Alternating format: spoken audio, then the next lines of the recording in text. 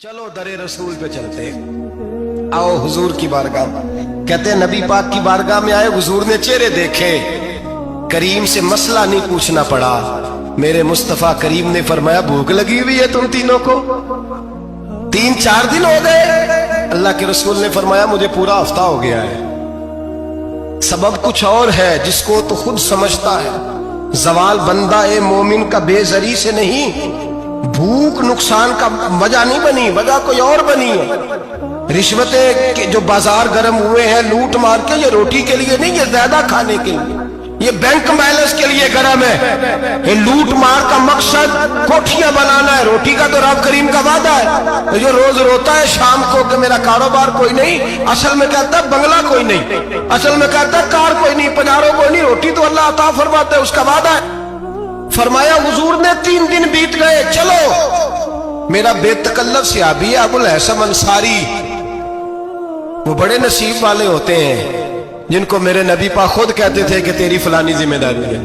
इस जमाने का तो किसी को कह दिया जाए ये तेरी जिम्मेदारी है तो कहता है ये तो फटीके डालने लग गए हैं, यहां से तो छुट्टी कर देनी चाहिए। खुश होते थे सहाबा के हमारी जिम्मेदारी लगी। कहते हैं हजरत अबुल हसन अंसारी के घर गए, नबी पाक ने फरमाया भूख बड़ी लगी है, खाना ला।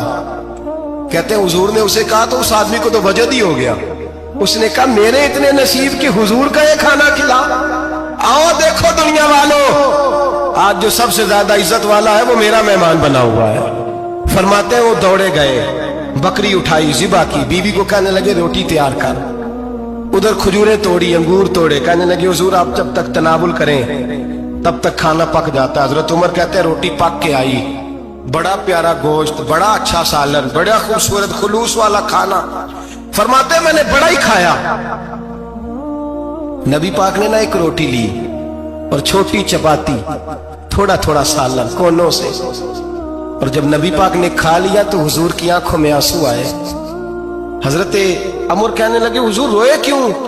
नबी पाक ने फरमाया सोचता हूं 7 दिन के फाके के बाद खाया है, पर डरता हूं रब इसका हिसाब पूछेगा तो जवाब कैसे देना है, इसका हिसाब भी तो देना है ना जो खाया है। तो हजरत उमर फारूक के हाथ में कुछ चीज थी, जोर से जमीन पे मारी, का महबूबा 7 दिन के बाद भी रोटी खाए तो हिसाब देना है।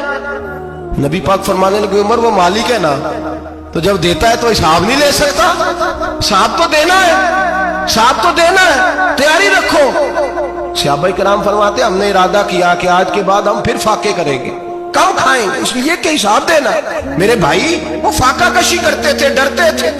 यहाँ तो लोग खा के बीमार है, खाते जा रहे हैं, सोते जा रहे हैं, खाते जा रहे हैं, सोते जा रहे हैं। ये भी वक्त आएगा रमजान शरीफ का, सवेरे दर्स पे आओ कहते नींद बड़ी आती है, सवेरे 2 सिपारे पढ़ के सोया करो कहते साहब नींद बड़ी आती है। फजर के बाद ही तो वक्त होता है अल्लाह अल्लाह करने का, सहरी का, खाते जा रहे हैं, सोते। लोग जमात से नमाज नहीं पढ़ते सो जाते, जमात का सवाब छोड़ के सो जाएंगे। भाई रमजान मुबारक में फाका कशी की ट्रेनिंग होती है, फाका कशी की तरबियत ले, रमजान में रोके अपने आप को, तरबियत होगी।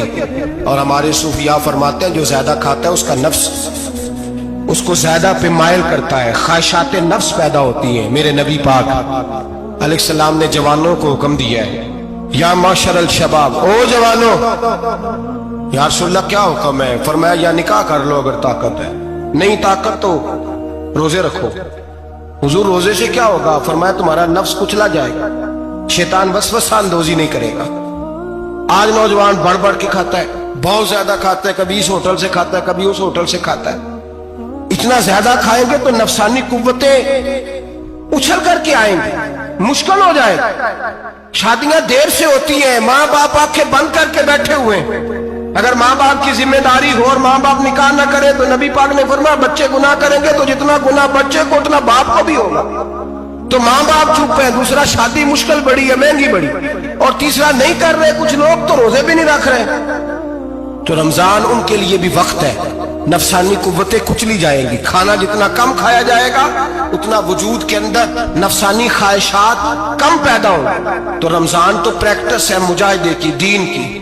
और दूसरा मेरे हबीब पाक सल्लल्लाहु अलैहि वसल्लम ने फरमाया है, हुजूर फरमाते हैं कि रमजान और कुरान का आपस में रिश्ता है। कुरान पाक कितना पढ़ना चाहिए रोजाना? ज्यादा से अल्लाह जज़ा दे, उम्मीद है आप ज्यादा से ज्यादा ही पढ़ते होंगे। भाई सुने, हदीस मुबारका में नबी पाक ने फरमाया रमजान और कुरान दोनों मिल के ना, बड़ी प्यारी हदीस है, फरमाया दोनों मिल के अल्लाह की बारगाह में मेरी उम्मत की सिफारिश करेंगे। रमजान और अल्लाह अकबर। किस तरह? नबी पाक फरमाते हैं रमजान कहेगा ए अल्लाह, दिन के वक्त मैंने इसे तेरी रजा के लिए खाने पीने से बाज रखा, और कुरान कहेगा या अल्लाह, रात को तेरी रजा के लिए खड़ा होकर ये कुरान सुनता था। रमजान और कुरान दोनों सिफारिश करेंगे।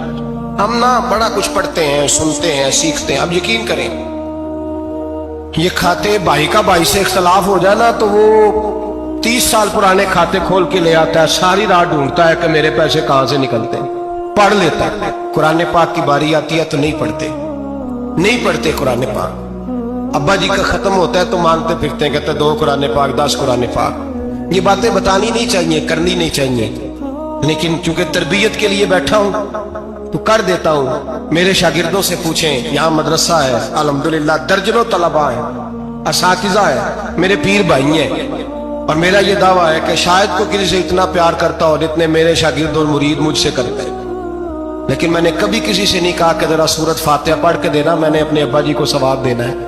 पूछ ले किसी से नहीं कभी कहा, कभी नहीं मैंने कहा कि जरा मुझे थोड़ा सा कुरान पढ़ दे। मैं इसको नाजायज नहीं कहता, पढ़वाना चाहिए, लेकिन मैं अपने वालिदैन के लिए कभी सवाल नहीं करता कि मुझे जरा पढ़ के दो, मैंने बख्शना है, इसलिए कि मैंने जाती तौर पे रूटीन बनाई है। मैं समझता हूं कि कायनात के अंदर मेरे ऊपर जिन लोगों ने एहसान किए उनमें सबसे ज्यादा हिस्सा मेरे माँ बाप का है। मैं समझता हूं इस बात, कितना नालायक हूं मैं कि मैं